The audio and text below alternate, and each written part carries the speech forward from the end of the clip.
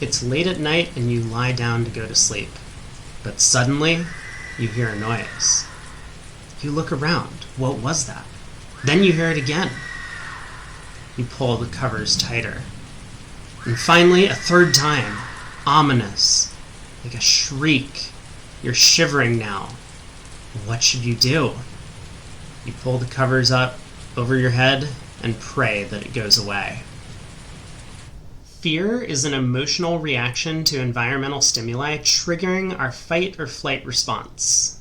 This is a healthy emotion when it comes to our own self-preservation because it stops us from entering dangerous situations. Like walking down a dark alley at night or getting too close to the edge of a cliff. While fear is vital to our survival instincts, phobias are markedly not. A phobia is an uncontrollable, irrational, and persistent fear. These last two aspects are what make phobias dangerous afflictions in comparison with our natural fear response. The irrationality of phobias often causes those affected to adjust their life in order to avoid or eradicate the affecting stimulus from their environment. Couple this with the persistent fear, and these people will often be overwhelmed with anxiety and stress in their everyday lives. Severe cases of agoraphobia manifest in people who are too afraid to leave their own homes. Severe cases of triskaidekaphobia lead to panic attacks when someone starts counting, even if the number 13 isn't specifically mentioned. If you think you have a phobia and want to get treatment for it, talk to a licensed clinical psychiatrist. But it's important to emphasize that phobias are extreme cases of lingering discomfort, not just a repulsion to a specific scenario. Most people don't like having spiders crawling around on their bodies, and freaking out when you feel one on you is pretty normal.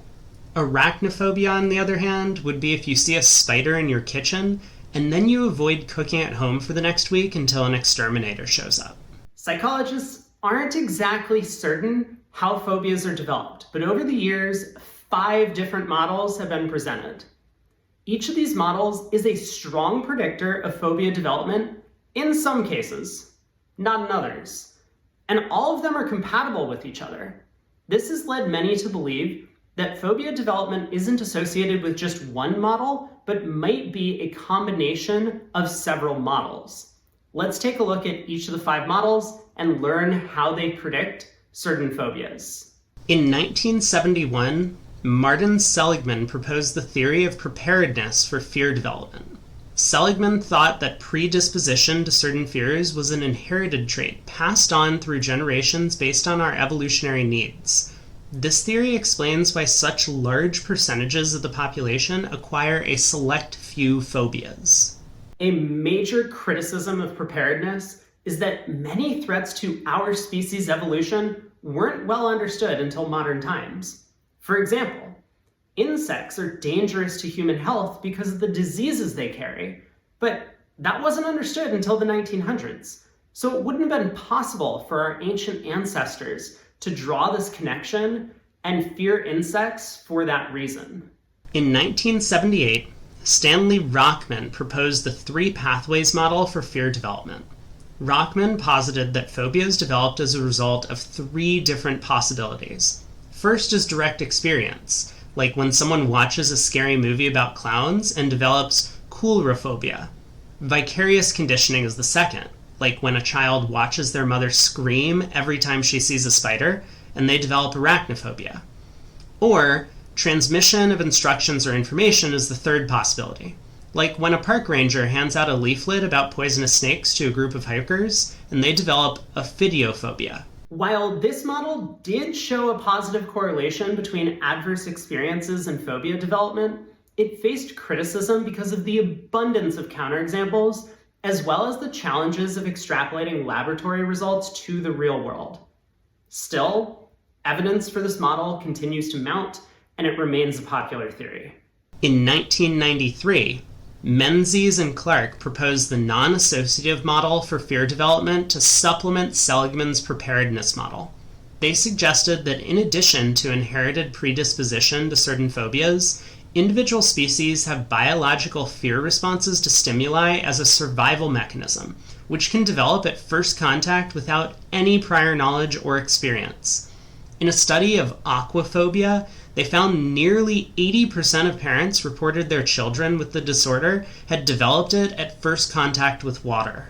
Critics of this theory point out that it can be difficult to diagnose what first contact really means, since often subtle and subliminal encounters will shape our subconscious. In 1995, Thorpe and Tsiolkovsky developed the cognitive model.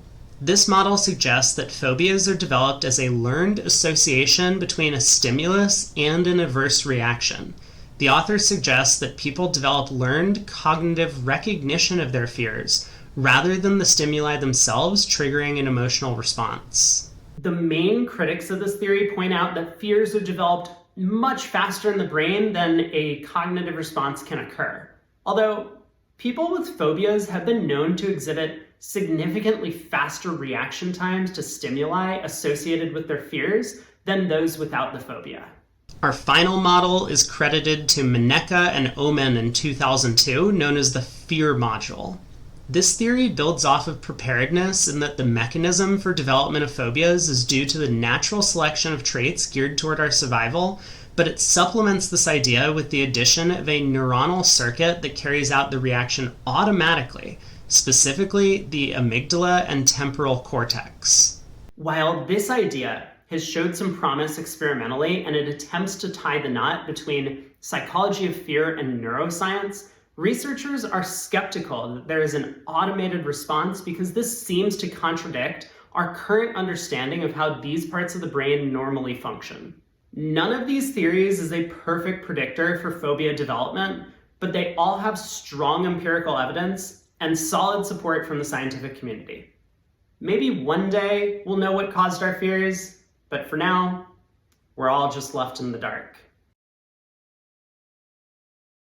Oops, sorry about that. Thanks for watching and have a wonderful day.